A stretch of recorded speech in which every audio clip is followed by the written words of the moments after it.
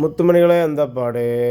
പിന്നെ നമ്മളിന്നത്തെ vibe work എന്ന് പറഞ്ഞാലേ നനച്ചുകുളി, നോമ്പും പണി, വീട് ക്ലീനിങ് ഒക്കെ പറയും, എല്ലാം പറയും.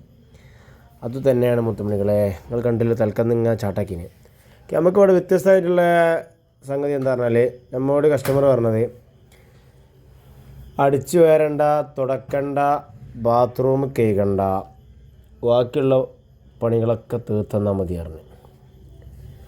ആയിക്കോട്ടെ, ഇൻഷാല്ലാ നമുക്ക് സെറ്റാക്കാറുണ്ട്. അങ്ങനെ ബാക്കിയുള്ള പണികൾ നമ്മളിങ്ങനെ തീർത്തുകൊണ്ടിരിക്കണം. കണ്ടില്ല ഞങ്ങൾ വീഡിയോസിൽ, അത് തന്നെയാണ് സംഭവം.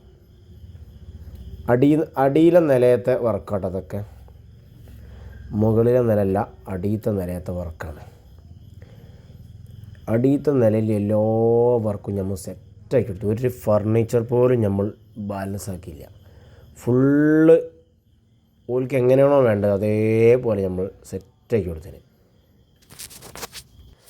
പിന്നെ ചാനൽ സബ്സ്ക്രൈബ് ചെയ്യാത്തവർ സബ്സ്ക്രൈബ് ചെയ്ത് കാണുക, ഷെയർ ചെയ്യുക, ലൈക്ക് ചെയ്യുക.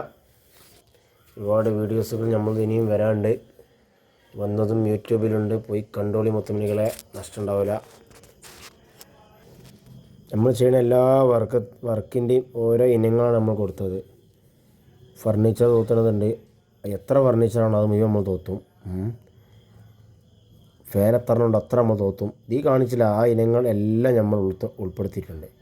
അടിയിലെ നിലയിൽ കംപ്ലീറ്റ് ഈ പറഞ്ഞ പണികളല്ലാത്ത മുഴുവൻ നമ്മൾ തീർത്ത് വെത്തന്നെ. അതായത് അടിച്ചു തരിക, തുടക്കുക, ബാത്റൂം ചെയ്യുക, ബാക്കി എല്ലാ പണിയും നമ്മൾ കസ്റ്റമർ പറഞ്ഞ അതേപോലെ സെറ്റാക്കി കൊടുത്തത്.